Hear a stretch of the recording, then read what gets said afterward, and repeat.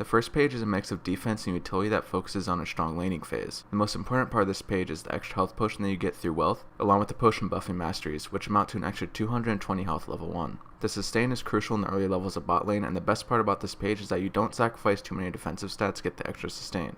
Also, because we're not playing a champion that's reliant on CDR like Thresh, we don't have to worry about running a mastery page with no CDR. This is by far my most used page on Leona, and I highly recommend it to less experienced players because it provides you with the most lane dominance. The second page is a heavy utility page that focuses on roaming and a peel-oriented playstyle. You lose a few defensive stats, but you gain 5% movement speed out of combat along with 10% cooldown reduction on activated items. The cooldown reduction on items is extremely useful when you're running a peel-oriented build with Face of the Mountain and Mikhail's, which we'll get into later on in the video. I wouldn't recommend this page for less experienced players because it requires a lot more presence of mind to pull off, but it's a very good page versus reset champions like Kha'Zix or Katarina, and assassins in general. Next up are runes, which I would say are pretty standard amongst Leona players. Just like masteries, you have two options to choose between. The first page is what I use for Blitz and Thresh, which includes 80 reds, armor yellows, MR blues, 2 health quints, and 1 armor quint.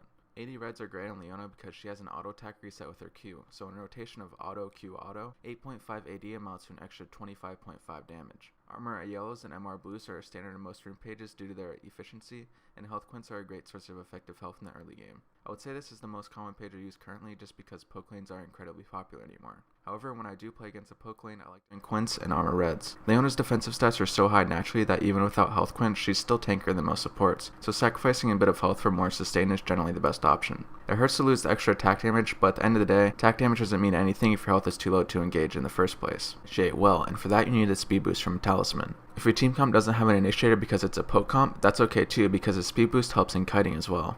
What boots you buy depend on the enemy's team comp, but you generally want to pick up mobility boots unless you're forced into tanking up via Mercury Treads or Ninja Tabby. The order in which you buy these items depends on the gold values you back on and the lanes you're playing against, but as a general rule, you want to buy Medallion first versus poke lanes and Sightstone first versus burst lanes. As far as late game items go, you're generally going to want to tank up to survive after you initiate. Randuin's is a huge purchase because the AoE slow is incredible follow-up, especially because Leona's W makes the slow last longer. Even against teams that have primarily magic damage, I'll usually rush Randuin's anyway, just because of the slow. Other tank items to pick up include Banshee's Veil, Sunfire, and Thornmail. I don't like picking up other support items in this build simply because you need to tank up as soon as possible. The next build I prefer to use is when I'm playing against assassins or reset champions like Kha'Zix or Katarina. It's also a good build to consider when your team comp is very carry-centric with a no-escape carry like Jinx or Cassiopeia. If their survival is crucial to your success, then this build is a good option for you. Core items include Sightstone, Face of the Mountain, and Mikhail's Crucible. The combination of Face of the Mountain and Mikhail's gives you a ton of single target protection, which prevents resets and just generally keeps your carry alive. Unlike the previous build path, the order in which you buy these items is pretty much ultimate for initiation. You have to immediately peel back for your carry to keep them alive. With this build, you're fairly useless separated from